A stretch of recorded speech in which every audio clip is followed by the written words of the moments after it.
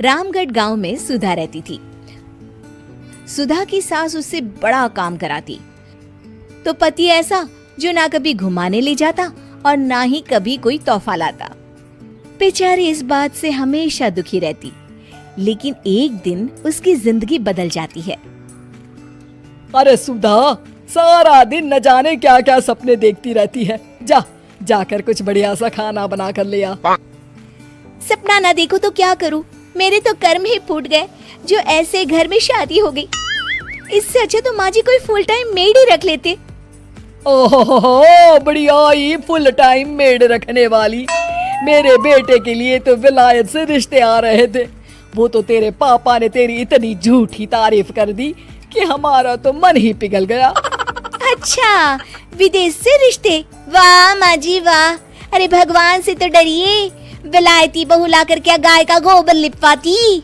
बहू बहू होती है, ना वो देशी होती है ना विलायती। बहू का काम सिर्फ सास की सेवा और घर का काम होता है।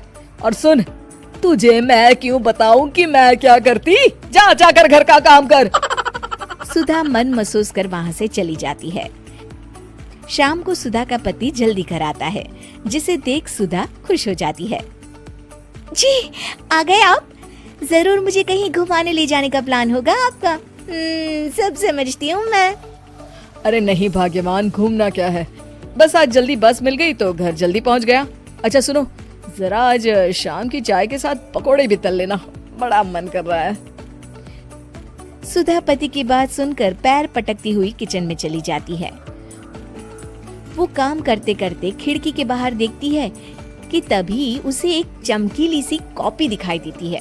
वो खिड़की से उस कॉपी को उठा लेती है और उसे खोल कर देखती है तो उसमें सुनहरे अक्षरों में लिखा होता है, जादुई किताब, इस पर जो लिखो वो सच होता है।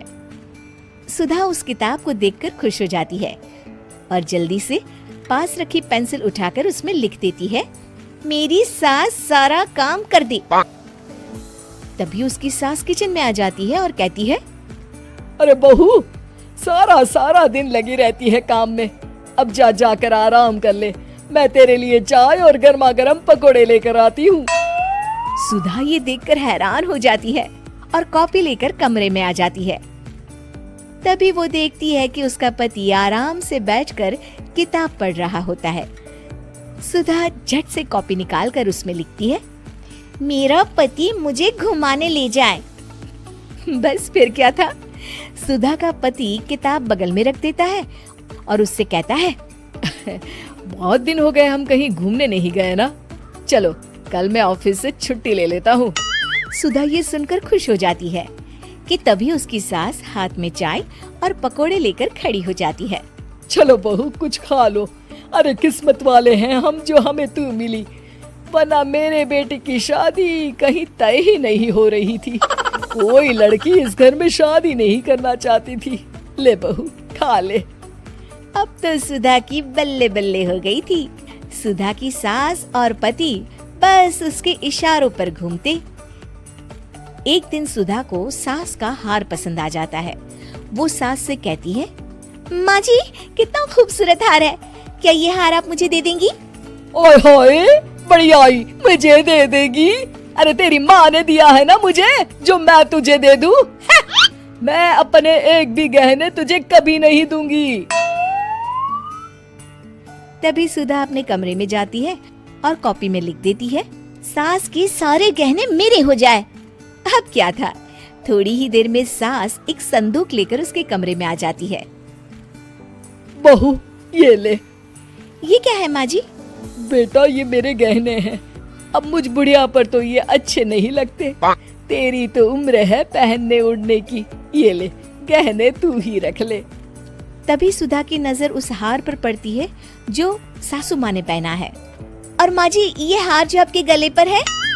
सास हार उतारते हुए कहती है, हाँ बहू, ये भी ले ले। फिर कान के टापस उतारते हुए कहती है, ये ले बेटा, तू ये भी ले ले। फिर एक एक कर वो अपने सारे पहने हुए गहने उतारने लगती है। ये भी ले ले बहू, ये भी ले ले। सुधा तो खुशी के मारे बौखला जाती है। हाँ, लाइए लाइए, लाइए लाइए, तभी सुधा का पति उसके पीछे आकर खड़ा हो जाता है और जोर से चिल्लाता है। अरे सुधा, क्या हुआ? क्या लाइए लाइए कर रही हो? अरे जरा कढ़ाई में तो देख लो, सारे के सारे पकोड़े जल गए। तभी सुधा की सास भी उसके सामने आ जाती है। इस लड़की से तो एक काम ठीक से नहीं होता, दिन भर सपने ही देखती रहती है। तभी सुधा को होश आता है। वो खिड़की के बाहर देखती है जहाँ उसे कुछ दिखाई नहीं देता।